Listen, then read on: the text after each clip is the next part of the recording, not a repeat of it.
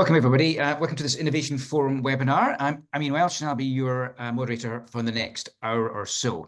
We're going to start with a word cloud. Perhaps the word cloud could there's a pop-out will appear. So if you go to the pop-out and click through there, we're going to have a word cloud here. So asking, what are the challenges now for Global Plastics Treaty? So if you could, we'll keep that running for the next few minutes, but please do jump in there if you'd like to add to the word cloud.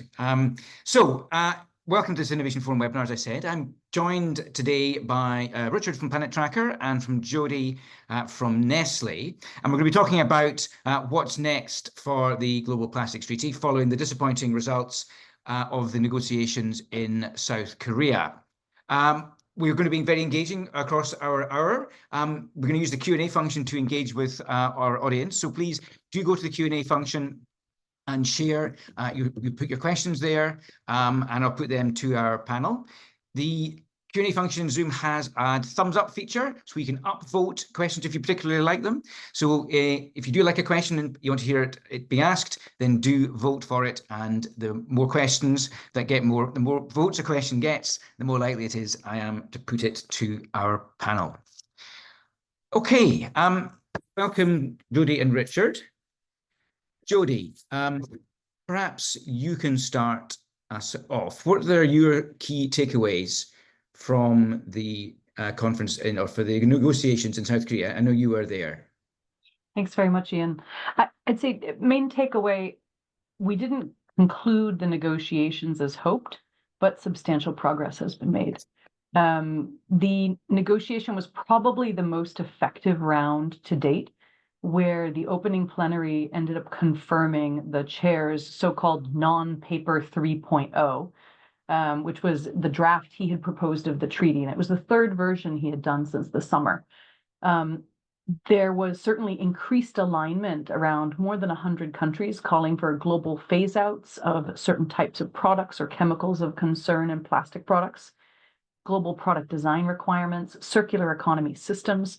A large number of countries also signed up to a joint statement calling on sustainable levels of production and consumption of plastics, which was not anticipated before we got to Busan. So I think never before have we seen such a large number of countries calling for substantive action that's legally binding on a multilateral level. So that level of ambition really stood out. And at the end of the week, in the final plenary, they actually agreed to accept the new draft prepared by the chair in the last days. So effectively a non-paper 4.0. It's available online as the chair's proposed text. And remarkably, this has gone from 80 pages that was almost incomprehensible with 3,500 sets of brackets. And every set of brackets means a portion of text that at least one member state has disagreed with, to 22 pages with relatively few brackets. I haven't counted them, but I'm sure that there's a diligent person who's going to assume. But there were not 3,500 sets of brackets. So we also avoided the worst possible outcome, which would have been a weak treaty or a treaty based entirely on voluntary national commitments, which is what we've seen from other multilateral processes. So that would have only exacerbated regulatory fragmentation for business, and that was the scenario we were hoping to avoid. And so we're really in a much better place with this round simply being extended because people had flights to leave the country and had run out of time. But we're optimistic that in round 5.2, we may get additional progress toward a clean text. Thanks, Jody. What do you have?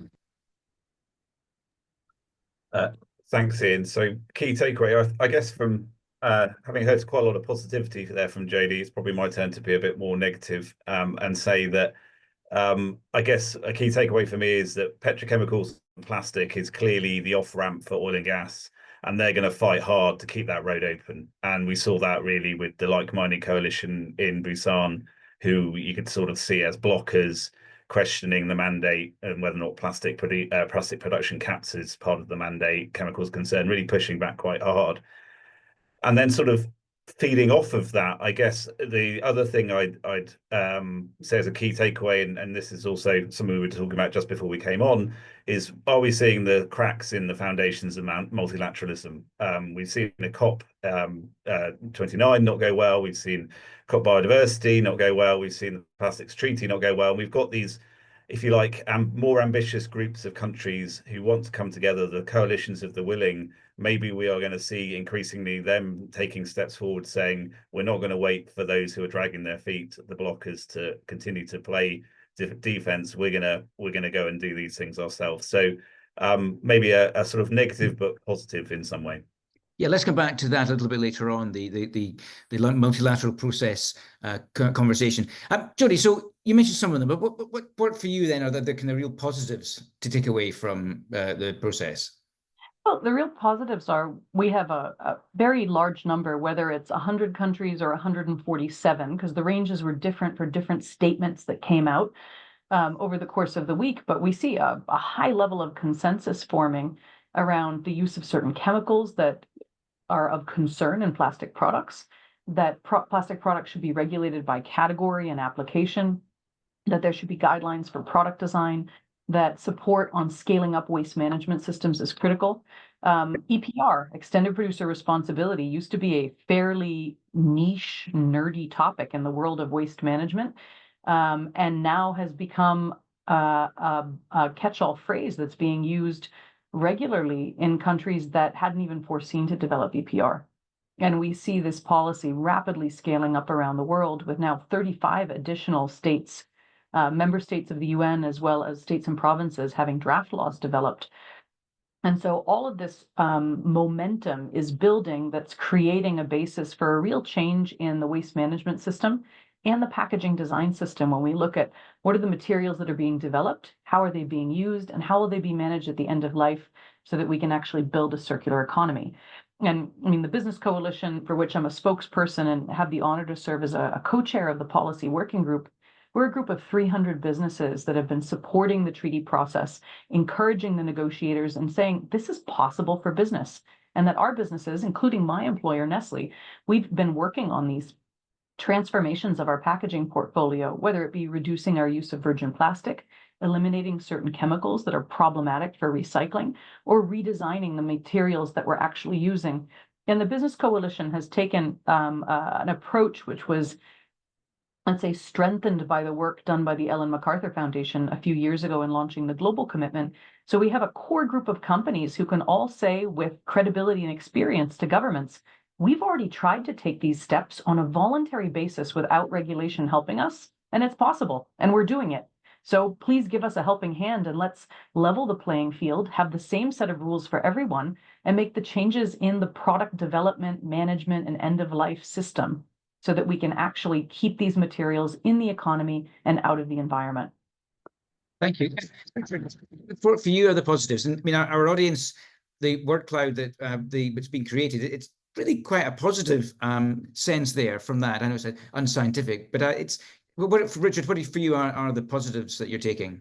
Well, I mean, I'd echo a lot of what Jodie said. I think it was so positive to see the core of corporates and countries who are really committed. I mean, I would echo almost not the worst outcome would have been a really weak treaty, which kind of didn't do the job. And so the fact that you've got those who are committed to a stronger treaty, and yes, it's going to be difficult. Whereas going to be at least 6 months behind where we wanted to be in the timelines, etc. But I think for me, that is the big positive, is that there is a growing recognition nationally, corporates, etc., that this is something that needs to be dealt with on a whole life of plastics basis, and we're not going to settle for a weak treaty that sort of dodges the big problems. Thank you. Yeah, audience, do be thinking of your questions and points, and use the Q&A function to put them in, and I will bring them into the conversation a little bit later on. All right, Jodie. So we've heard the goods and the bads. What are the challenges now in terms of looking forwards? I think the first challenge is bringing this process toward its natural closure. That involves simplifying a text, having one that's legally coherent and has been reviewed, optimized, and agreed on by the legal drafting group that was mandated back in INC-4 by the INC. And once we get to a clean text, the question is, will we continue to depend on consensus or not? This was raised in the midweek press conference by the High Ambition Coalition. It was also raised by the interventions of a number of individual countries And this turn of phrase, weaponization of consensus, I think David Azoulay was the first one to use it, but this is describing the process that we saw playing out in the plenaries, in the contact groups, in the hallways, is that the dependence on consensus as the way forward in multilateral environmental decision-making has been the norm in this form of diplomacy for a long time. And it's a big deal when governments enter into conversations about certain sovereign rights that they're willing to give up in joining a treaty or a convention in order to achieve something collectively that has greater value.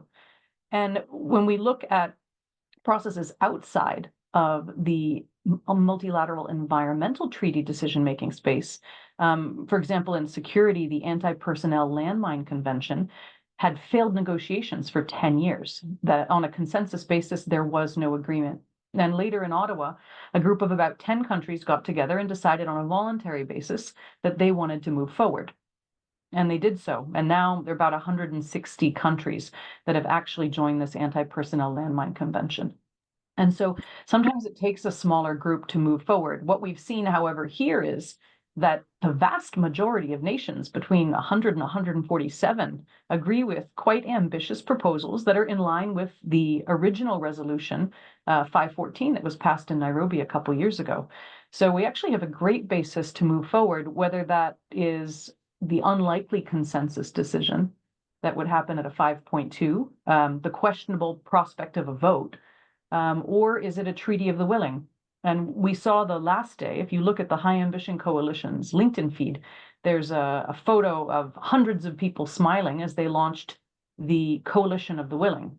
And we'll have to leave that to the High Ambition Coalition of governments to speak to about what do they intend to do with this coalition and what its work will be.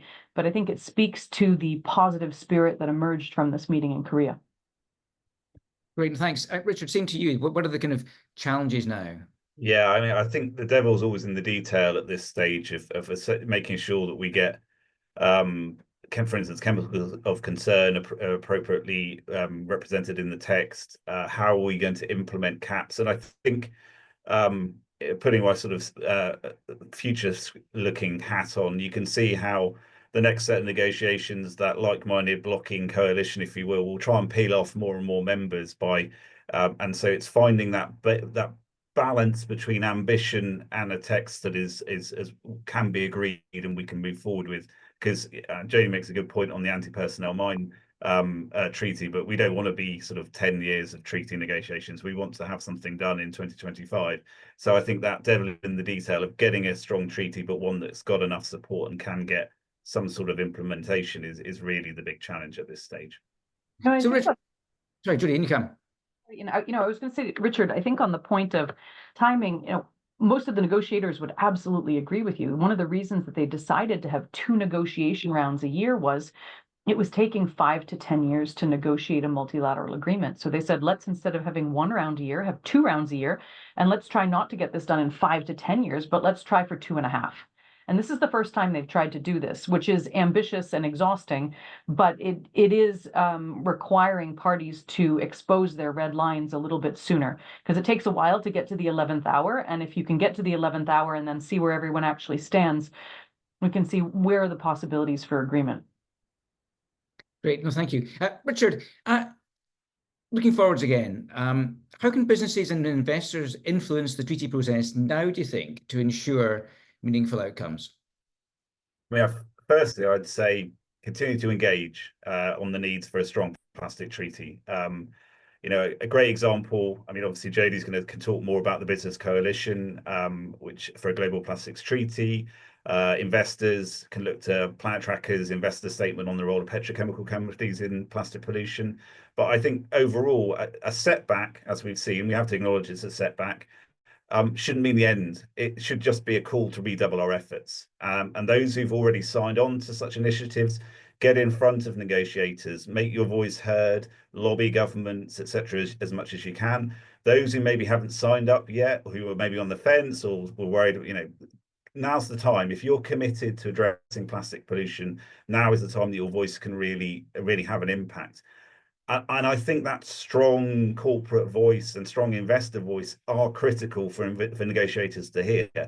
we know that the petrochemical industry was present in force in Busan in Korea, and we know they're going to push the message that we need more plastic and we need no regulation of their industry. I mean, understandably to some extent.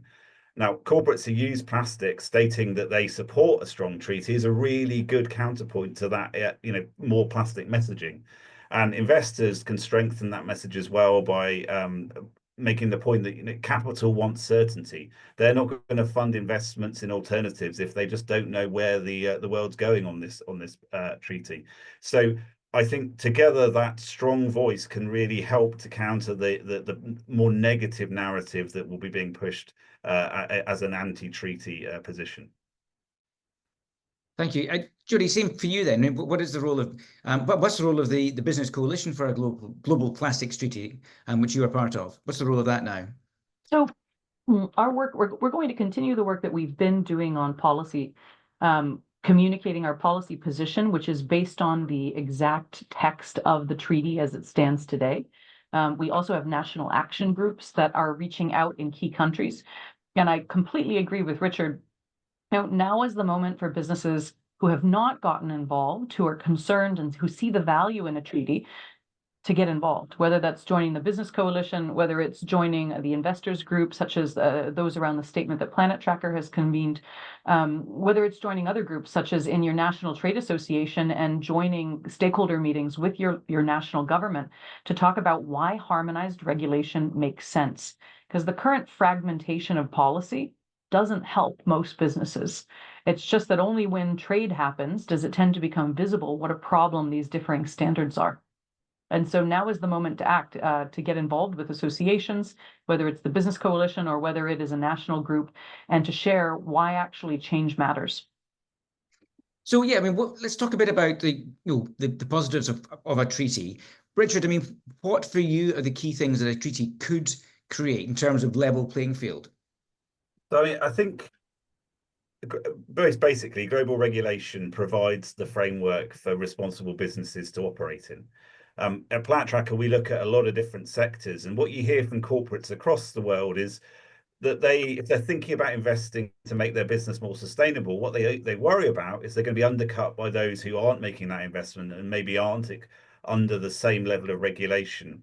And similarly for investors, I sort of mentioned it just now, it's hard for them to mobilize capital and do the due diligence they need to do before they make an investment if they just don't have certainty. Uncertainty is a killer for investment. So I mean, I'd be interested to hear what Jodie's take on that at Nestle as well. But yeah, so global regulation is important for certainty, and it's going to drive investment into alternatives that we need, et cetera, et cetera. I think the other thing is it can lead to simplified reporting and potentially can save money overall for businesses. So if we look at something like toxic chemical reporting, we know there's chemicals of concern in plastic. There's a lot of these have human health impacts, environmental health impacts. And that is a sticking point in the negotiations and how we deal with this.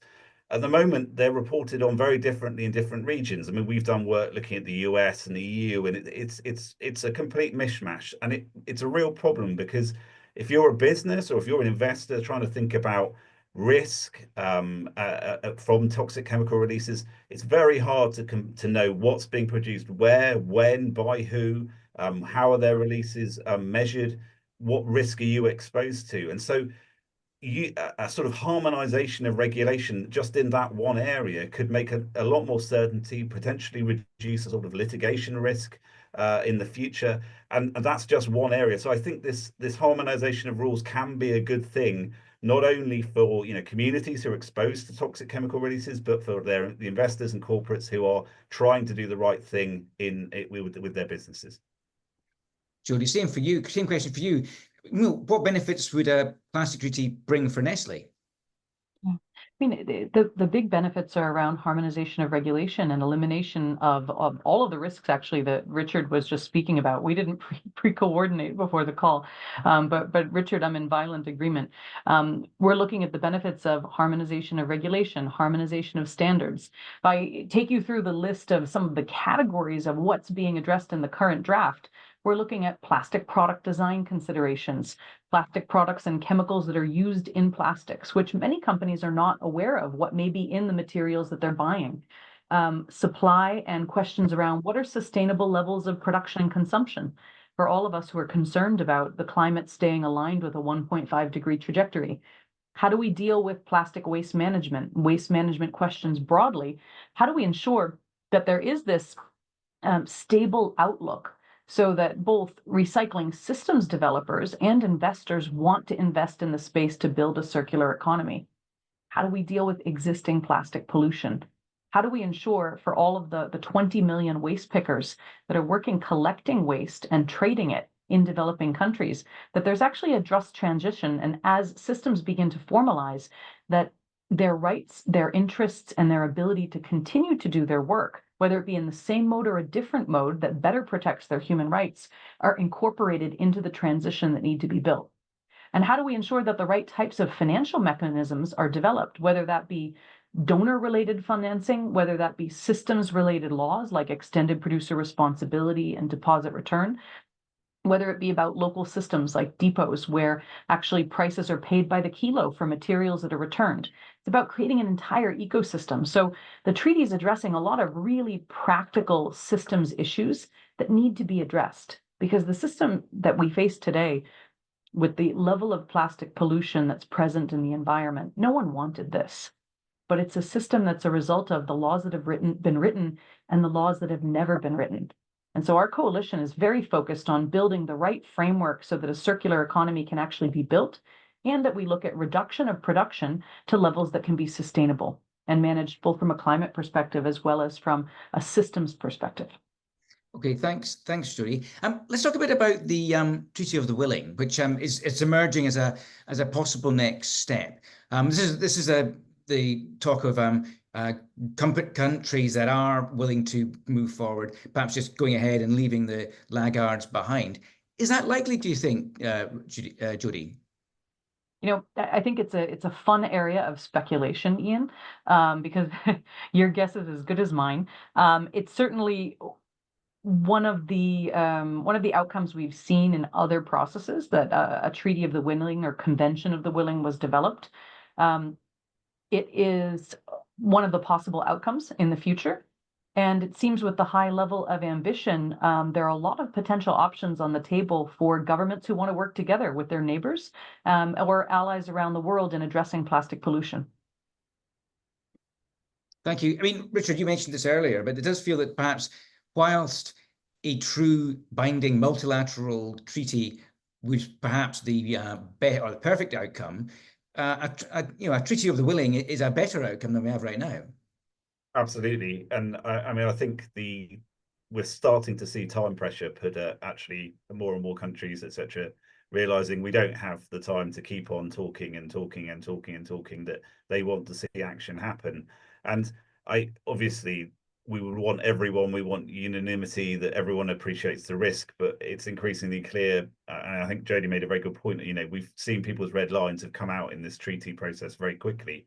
And those red lines are going to be very hard to shift in a lot of cases for various reasons. So I think the Treaty of the Willing, and I'm really hopeful that in some ways that does happen, because I think that is a way out of the roadblock that we would otherwise probably spend quite a lot more time dealing with. Great, thanks very much, and thank you all for your questions that are coming in. I'll start to turn to them now. Top question, perhaps inevitably, speculation on impact of the Trump administration in the US. What's that likely to have, do you think, Jodie? The United States is a large economy, both in terms of production and consumption of various plastic products. And I think any treaty would be improved with active participation by the US administration. If we look back at the history of the past 30 years of multilateral environmental negotiations, there have actually only been a handful of conventions and treaties that the United States has joined. So it's entirely possible that the US government would take the same approach that they have in the majority of cases and not end up joining, but doing something comparable with action at the national level without joining a multilateral agreement. This is all speculation, of course, because we don't know what will happen in the coming years. which direction this negotiation will take and what direction a future American administration will take. Richard, speculation? It's a really interesting question, and obviously we can spend a lot of time speculating on Donald Trump's mindset on most things, I think. But I clearly he's not a fan of multilateralism. But I would echo JD's point that the US has previously stood outside of some of these processes to some extent and let them carry on. I would just a couple of points I'd make, which is the US and Asia are probably the two regions where we're seeing continued petrochemical and plastic volume build out. So they are in a difficult position in some sense that they're businesses are investing in a future that is not constrained by a global plastic treaty. So that's a challenge. But equally, this is also a region where you could see, state level regulation. We're seeing a lot of litigation starting in the States around impacts of plastics and for instance, bottled water. So, maybe they don't take part on a national level, but we could still see progress happening within the United States at the same time. We have a questioner asking if the flip-flopping that the US seemed to do in the run-up to the negotiations hindered the process. Do you agree?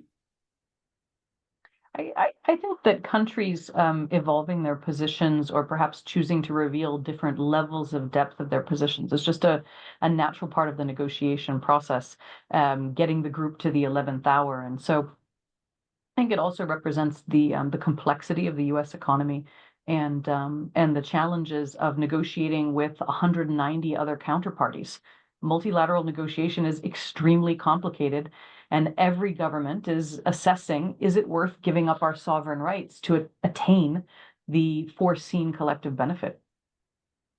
Richard, any further thought on that? Yeah, it's absolutely right. You don't go in there necessarily saying everything you want to get out of the negotiation. You keep your cards close to your chest because it's a back and forth, and you give in some areas you need to get something else. And so, flip-flopping, yes. I kind of alluded to why it may be that they were talking a better game than they were ever actually going to sign up to with the investments that's going on in the US. But yeah, kind of not surprising that you see countries evolving their positions. Okay, a question from Olivia Watson. She asks if there is ultimately a treaty agreed by a coalition of the willing, would that entail trade barriers, do you think, similar to CBAM, I guess, Carbon Border Adjustment Mechanism? Jodie, any thoughts on that? Yeah, I think it's a very good question. There's been a process running at the WTO longer than the Plastic Pollution Treaty negotiations, which is the Dialogue on Plastic Pollution. It used to be the informal dialogue on plastic pollution, and then they dropped the informal. The majority of WTO member states are part of it, and they collectively assess new measures that are taken to address plastic pollution and how this may impact bilateral, multilateral trade. So there's a substantive group that's doing work, and I encourage anyone who's interested to follow the developments of this dialogue on plastic pollution. I think the challenge is going to be in terms of how bilateral and regional trade agreements that are already in place will interact with any potential outcomes of the treaty. But it's still way too far in advance to say even what would be in a final treaty text, let alone what would be the implication for the network of bilateral, multilateral, regional trade agreements that exist today. Richard, do you have any thoughts on that? Yeah, I mean, I think in some ways, I think it would be a great way of if you like, the coalition of the willing trying to influence the unwilling by sort of making their markets almost more difficult for to come into, or imposing a cost. And this is an important thing to think about in this industry, which gets a lot of subsidies. I think it's somewhere like Saudi Arabia gives literally $30+ billion of subsidies to polymer production in a year. This is a product that is heavily subsidized. So you could see an argument to make that you could have a border adjustment to reflect the subsidies that are going on to try and stimulate, for instance, recycling in your home markets, to open up the economics of alternatives to plastics to be more viable, because you're not having sort of artificially cheap polymers competing with them. So I think it could happen, but we're a long way away from having a text to be able to really comment for sure. Thank you. We have a question or a point referring back to your point, Richard, making around businesses concerned about investing because there's little regulatory clarity currently for fear of being undercut. And questioner David Burrows says that, or makes the point that, or asks, is that why we're seeing businesses, including Coca-Cola, Unilever, and Nestle, watering down or changing targets around packaging? Jodie, do you want to address that one from a Nestle perspective? From a Nestle perspective, I could say I can't comment on the actions taken by other companies in the food and beverage space, but I wouldn't agree with the language that the questioner had used regarding our targets. We had restated our ambition in terms of what we can manage. Design for recycling, which is what we had made a restatement around, is different than material being 100% recyclable or reusable in any given market. Companies can control what materials they buy and how they design a product. Governments can mandate infrastructure be built through laws, through running tenders. Consumers can decide once they have an object in their hand at the end of life, where does it go? And all three of those parties need to be doing their part to get us to that end goal of, is packaging recyclable or reusable in the consumer goods packaging space? You can have the same conversation around textiles, around automotive tires, around fishing gear. There's always a decision that's being made in the end that determines the end of life of an object. And we need to build systems that don't allow those objects to become waste, but rather inputs to build the cycle again. I can say overall, though, on the trend, there have been about 150 companies in the Ellen MacArthur Foundation Global Commitment who've made voluntary commitments. And there are about a dozen plastic pacts around the world where at a national level, other companies have also made commitments to work together at the national level in country. And what we've seen is this is a drop in the bucket when you compare that to the millions of companies that are active in international trade. So in the end, the only thing that's going to shift the system is going to be that it's believed to be possible to make a change and that the law changes. And that's why we in the Business Coalition are arguing for harmonized regulation.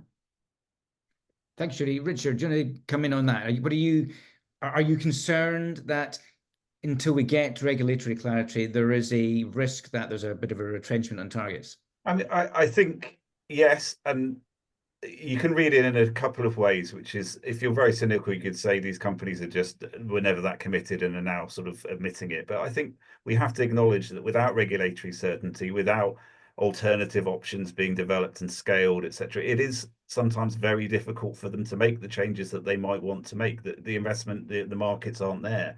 So when they do make these changes, should we be hypercritical? I would say we should be disappointed. We should acknowledge them, and we should interrogate the reasoning. Is it just profit driven? Was it all greenwashing, and then now this all kind of coming out in the wash?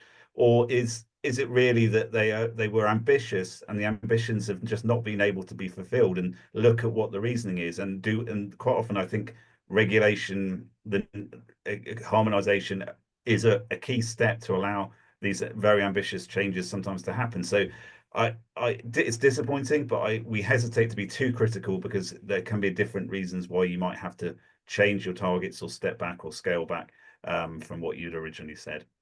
Okay, thank you.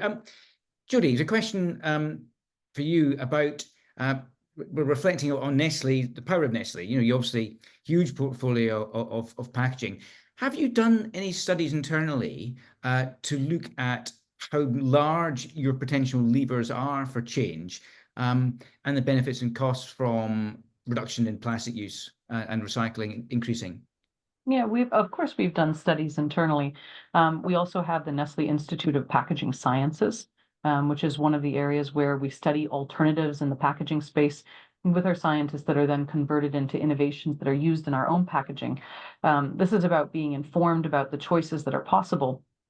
And that's one of the reasons that the company had decided to make voluntary commitments to send a signal to the market, why we get involved in advocacy for things like whether it's EPR at the national level or the Global Plastics Treaty. It's important for us to be proactive in terms of trying to shift the system within our capacity to do so. But we're only one company.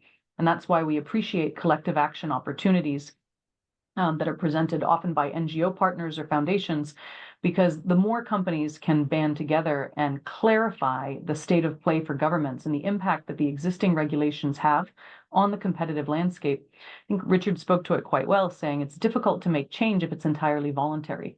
And so often the companies that are taking voluntary actions are often criticized publicly, but you have to ask about all the companies who are saying nothing, because it's unlikely that they're taking voluntary action if they're saying nothing about it. So the challenge is really not about pointing the finger and criticizing, but about identifying where are the solutions and how do you bring the public sector and the private sector together to trigger the changes necessary. And we're committed to being an active party involved, sharing our experiences, our scientific knowledge, our operational knowledge, and our policy knowledge, because we work in 188 countries, to actually look at what are the practices that can be transferred between countries and try to be an advocate for a better system that ultimately serves the sustainability goals that we as a company have. Because fundamentally, we're a food and beverage company and we're dependent on rain-fed agriculture. So we need a healthy climate and a stable climate in order for our business to continue to thrive in the future. I don't think there are a lot of people who actually don't want a healthy and stable climate. But for us, that's a key priority. Okay, moving on from that then, and do you think, it's a follow-up question from the same question from Daniel, the same question, could there then be an industry group of the willing where any additional costs from change, from better use of plastics, or indeed moving into alternative materials, could be borne by strong players with the leading companies like Nestle, for example, who are big plastic users at the moment? I think that's what he already sees. That's what you already see happening in the market. If you look, for example, at the Ellen MacArthur Foundation's annual review report that was just published in November, he can actually, the individual asking the question can actually see the work that's been done by companies that have chosen to take a leading by example approach with voluntary commitments and voluntary investments. Those changes have already been initiated, but the challenge is getting to economies of scale. Thank you. Richard, do you want to comment on that? Yeah, I mean, I think we can all say that we'd like to see big companies be more ambitious, spend more money on sustainability, but we also have to be realistic that the owners of those companies, the shareholders, who is quite often representing ourselves through our pension plans or whatever it may be, have a duty to or an expectation of generating a return. And so they want these companies to be profitable, to grow their sales, to deliver, that shareholder return that they're looking for. And therefore, it's a balance again between investment, increased sustainability, and that need for return. Okay, let's talk about some more positives. A question asking the areas of the treaty where you are most hopeful about coming to ambitious conclusions. EPRs listed, plastic reduction targets, chemicals of concern, etc. So, Judy, where are you excited about ambitious conclusions? If I look at the different categories in the chair's text now, probably plastic waste management and just transition have the highest level of agreement. Plastic product design and plastic products have a lot of agreement, but there are some countries that are uninterested in engaging on ambitious statements in the framing of the treaty text in those areas. I think the most contentious area is around supply or sustainable production or plastic production in general. So we're looking at a projection tripling of plastic production, and today only a fraction of what is being produced is being managed in a circular way. Our coalition is supportive of reductions in alignment with sustainable levels of production and consumption. That can take a lot of forms. And we're very focused on a circular economy approach for the plastic that is currently in the economy, making sure it's captured and it's being reused so it can never leak into nature, and so it certainly doesn't end up in a landfill at end of life. I think that in terms of other areas of the treaty, Ian, capacity building and technical assistance have a high level of support. There's also a lot of interest in national action plans, though sometimes statements in support of national action plans seem to be more focused around avoiding mandatory commitments in other areas of the treaty. But pragmatically, every country needs to move forward, if they don't have this information already, setting a baseline of what are the materials entering the economy, either through imports or production. How are those materials being managed? What level of collection exists? Are they being reused because there are enabling conditions in place, or are they being recycled, or are they going to some other end of life? And then ultimately looking at, in terms of investor certainty, what is the roadmap the government wants to set for investing in infrastructure? so that it's clear what are the CapEx opportunities for investment, where are the opportunities for job creation, how can a just transition be built, and what are the policies that would support that infrastructure scale up and accompany it to actually build a system that can operate on its own without external financial support in the future. I think that's the system that we need to get to, right sizing the total volume of plastic in the market and ultimately circulating everything that is in the system. Thanks, Judy. Different question for you, Richard. What are the guardrails that are in place to prevent a treaty simply driving a shift to single-use alternatives rather than innovation investment around reusing and recycling? I mean, this is a plastic treaty, so focused most on plastic rather than necessarily prescribing what the sort of alternative path should be. And to some extent, you can see it in some of the text that's been suggested is to not have a one-size-fits-all prescription of you should do X, Y, and Z in every country, because different countries have different lived experiences, the amount of capital they have, their waste management systems, what sort of plastics they're most exposed to, and etc. So I think it's a flexible document in some sense to reflect the reality of a world that has very different peoples in it, very different abilities. So I don't think this is probably the document necessarily that you're going to see sort of, okay, we're going to say don't swap over to this, because for some maybe that will be better than plastic and it's their only option. I think what we need to do is try and incentivize positive alternatives. That's going to partly come down to regulation. It's going to come down to maybe incentivizing capital into certain areas. Companies like Nestle saying, okay, this is a technology that we think is great and we're going to help to scale it because we're going to do big orders and use it.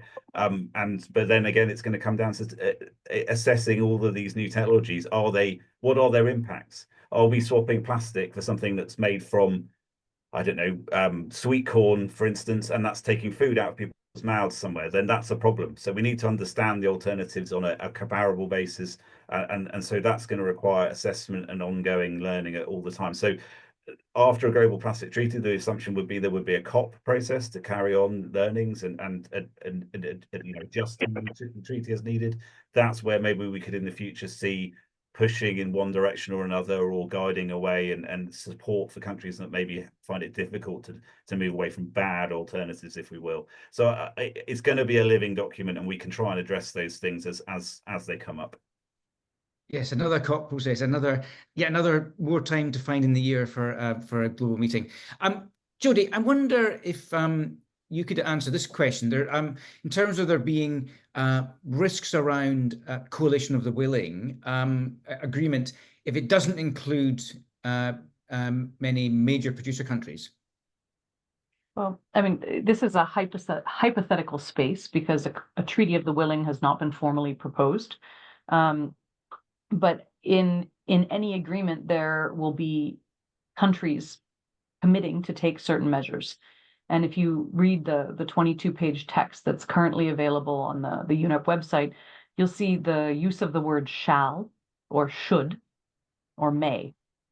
And these verbs have very different meanings when it comes to multilateral agreements. Shall puts a mandate on a government that ratifies the treaty. Should makes it optional. May makes it even more flexible in terms of would the step actually take place or not, as proposed. And so when we look at the capacity to implement, I mean, Richard was talking about different lists that may move forward. We've been looking at the proposals by the UK, by Switzerland, on both criteria for whether it be products or whether it be chemicals of concern or other elements. And this approach that combines having criteria as well as lists. And the criteria that might be 3 to 7 different criteria would determine what items or what chemicals would end up on a list. And that list then would have phase outs, maybe with exemptions of 5 years. There are different alternatives that have been proposed. But the idea is to move the world gradually and give business certainty along the way as different items would be selected for phase out.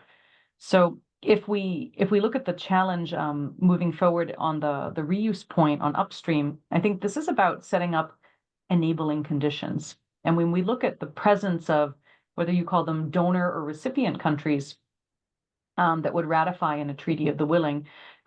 In such a context, it's important to have parties that can bring financial resources to the collective, but it's also important that every government who participates and ratifies a treaty, I mean, they're also committing that they have the resources by joining a treaty agreement. And so there may be expectation of receiving additional financing for capacity building, technical assistance, but the financial resource mechanism can actually be quite broad in terms of what it includes. It's not necessarily a fund for grants, but it could actually be a mechanism that's supporting capacity building and implementing extended producer responsibility. In that case, it's ultimately the industry, the producers or the importers, who are financing the system. So I think when we look at who might participate in a treaty of the willing, it's also important to look at what might be in a hypothetical text, in a hypothetical body that hasn't yet been proposed formally. Richard, any thoughts on that?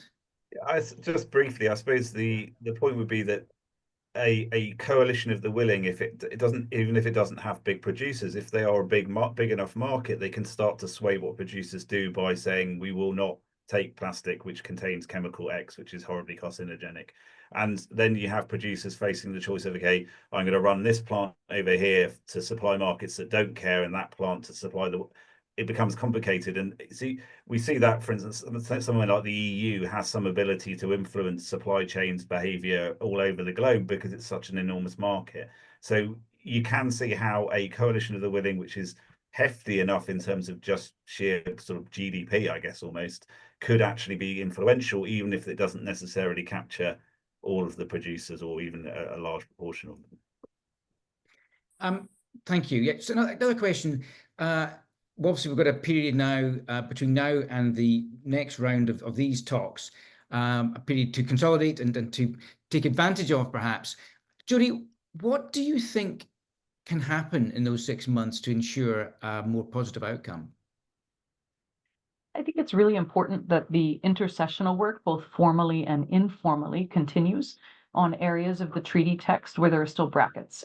And that particularly if we think about the details on plastic waste management, or what could be all of the different components that are framed within the financial resource mechanism, what are the different types of technical assistance that would be foreseen? It's possible already today for governments to start having conversations to clean up the draft treaty text and have time to debate around elements that still have brackets, as well as start to look forward to what might this look like in a post-ratification period, and what would be, let's say, recommendations to conclude now in the treaty text, what would be done in the period between a diplomatic conference and the first COP, and what could happen at the first COP. And we at the Business Coalition had actually made policy proposals to negotiators based on those 3 time windows. What should happen at the INC-5, what should happen by the diplomatic conference, and what could happen at the first COP. And so those recommendations are available on the Business Coalition for Global Plastics Treaty website. And we encourage that type of phasing of thinking about the future, because once there's agreement on what's actually in a treaty text, a huge amount of work can already advance. And we know that governments will already be looking at either refreshing or drafting new national laws that will be in alignment with the treaty, because that work takes years. Thank you. Thank you very much indeed. Same to you, Richard. What do you want to see over the next 6 months? Yeah, I think that intercessional work to address the areas which are still contentious is critical. And I would say listen to the science. Let's be honest, that's probably a really critical thing for negotiators to be doing. I mentioned let's hear from corporates and investors, but I'd also love to get scientists in front of negotiators who, the increasing data out there on what needs to change, the risks of business as usual. What are the sensible, what is the scientifically backed option in a lot of these cases, things like around chemicals are concerned, how should it be approached, what are the categorizations, what to get onto a list, what are the timeframes for phase out. All of this stuff can be discussed by experts in the field and put in front of a negotiator and say, okay, this is what we think is the best answer, and then hopefully that makes it a much easier negotiation when we go to 5.2. So I'd say, yeah, that intercessionals and get the scientists in front of people. Richard, quick question for you. Our questioner asks for examples of countries that are leading in reducing plastic production and plastic consumption. Do you have any just very quickly share some thoughts on that? That's a really good question. Leading in reducing plastic production. That's a really interesting question. I mean, I think unintentionally, probably Europe is doing it because we're seeing a lot of volumes being shifted out to Asia and the US rather than necessarily. But I'm not sure that they'd necessarily crow about that. In fact, I think a lot of politicians are quite worried by it. The petrochemical industry state in Europe. And then in terms of plastic consumption, there are leaders in terms of things like recycling. Total consumption numbers, I'm not sure I've really seen much in the way of really moving the needle in terms of sort of reuse schemes or whatever. It varies, but there are some countries that are very good, better at waste management than others. Germany often comes up as in the EU as being suggested is very good. Actually, ironically, Korea comes up as a very strong recycler in global terms. But we've got to remember globally, only about 10% of plastic is recycled at the moment because a lot of it basically can't be done economically. So reducing that consumption, reducing production is actually really important because we're just not able to deal with the sheer volume of new production that's happening at the moment. I mean, Jody, what about you? Do you have any thoughts or any stats on particularly countries that are reducing consumption? So I can give you one example of a country that has built consumption into their reduction of consumption into their national regulation. And I should probably say as a framing point, I mean, the European Union with the packaging and packaging waste regulation has also put in place reduction obligations in that package. But I wanted to speak specifically to the example of France. France has an extended producer responsibility law in place for packaging, but they also use a portion of the fees paid by producers into the PRO, CITEO, in order to fund reuse and refill initiatives. Now, remember that the PRO is responsible for managing collection, sorting, and trading of materials and needs to make investments along the way.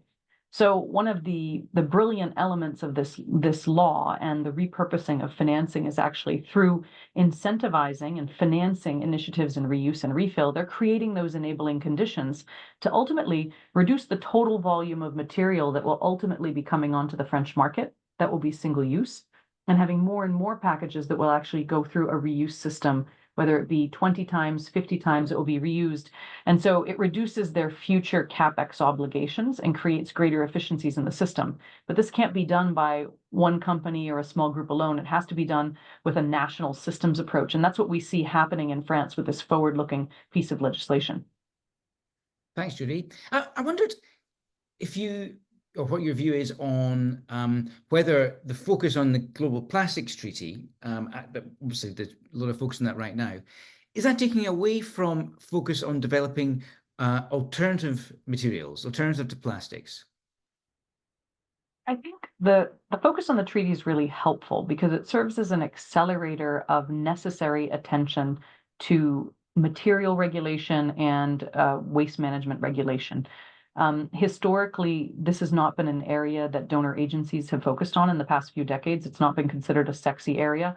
The fact that there's a treaty negotiation going on means it gets a lot more attention. And we've seen a tremendous ramp up in initiatives, both voluntary and voluntary corporate and also NGO initiatives in this space, recognizing that the scale of the plastic pollution crisis has to be addressed. I don't know if that answers your question completely, Ian. Partly, I think, but no, thank you. It's just, well, actually, Richard, same question to you. I mean, do you think that there's been a lack of focus on alternatives? I mean, I asked because we were in Philadelphia a month ago for Innovation Forum's packaging event, and a lot of the questions and discussions were around, well, what are the alternatives to plastics, and whether there's actually been too much focus on getting the plastics bit right, when in fact we can be looking at other materials which are just as good and do just as good a job, but aren't petrochemical derived. Richard? I think that's a really interesting question. And I mean, yeah, if you're talking all the time about plastic, maybe you've got less bandwidth to talk about anything else. But I guess in a sense, the challenge often for anything competing with plastic is cost, and you've got this huge infrastructure built on petrochemical based plastics all over the globe that produce it very cheaply, and so alternatives struggle to scale. We see that in a range of different uses of plastic, textiles, packaging, etc. So I think a global plastics treaty that might limit production or put some sort of focus on regulation of, for instance, single use, actually could be a door opener, and it allows those entrepreneurs who've got great ideas to go into their investment banker who's when they're trying to scale, and say there is a market, it's going to come because look, the regulation is coming, it's going to change, rather than I'm going to somehow outcompete cheap polyester or PET that is everywhere, and I'm twice as expensive, but yet somehow I'm going to win. So I do think the treaty actually can be a door opener. Judy, do you want to come back in? I mean, is it for Nestle? Is that simply that kind of cost and availability challenge that means that plastic really is the alternative you have to go to? I mean, from a Nestle perspective, the important thing to remember about packaging is it's there to serve a purpose, and the purpose is to protect food and beverage from spoilage. So protecting food is the #1 priority. And in the past, our company has more than 150 years of history.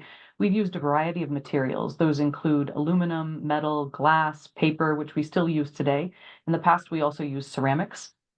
And I think there are a lot of factors that go into the decisions made by our packaging engineers in terms of which material to choose. It may be availability in the market. It may be bringing in elements of cost. It's bringing in elements of performance. And when we look at future materials, I think one of the considerations that always needs to be brought in, which is something we take into our planning, is what is the end of life of this material?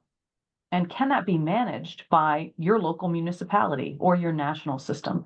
And so in any innovation space, it's really important to consider what can be done with the material at the end of its life. So if I give you one specific example, two of our coffee businesses, Nespresso and NDG, have developed compostable paper pods with coffee inside. And these compostable coffee pods, at the end of their life, go into industrial composting systems, and then they return to the soil. So you're bringing the paper, you're bringing the coffee back to the soil.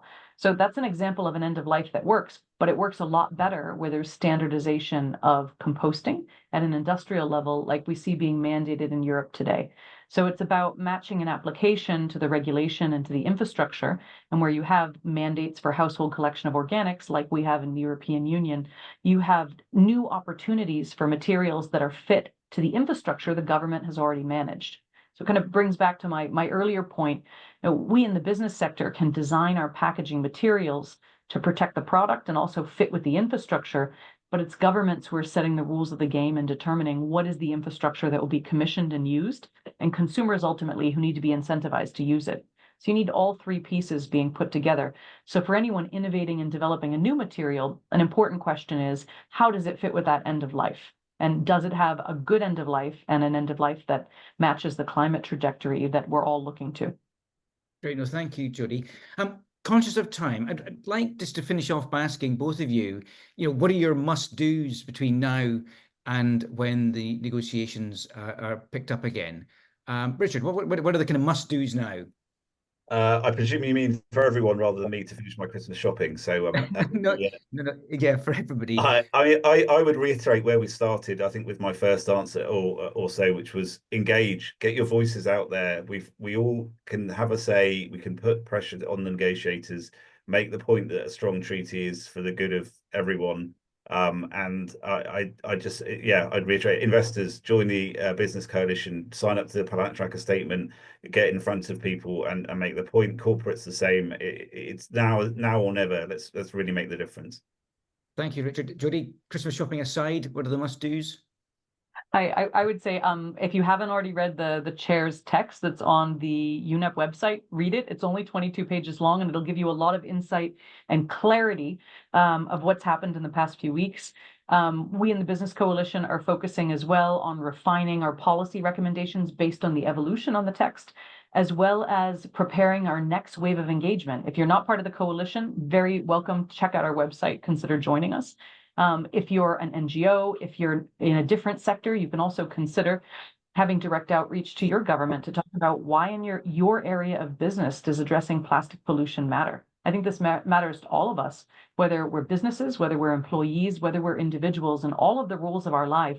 No one wants plastic pollution. Great. Thank you so much. Thank you to Jody. Thank you to Richard for their insights over the last hour. It's been really, really interesting conversation. Thank you also to you all for your for your questions. I tried to get through as many as we possibly could. We're going to come to the end. The conversations we've had just now will be continued on the 6th and 7th of May in Amsterdam at our next Innovation Forum packaging event. Do join us. We are launching that this week, and there'll be special discounted rates if you go onto the website and find the individual space and the sign up page for the event. So do go to that.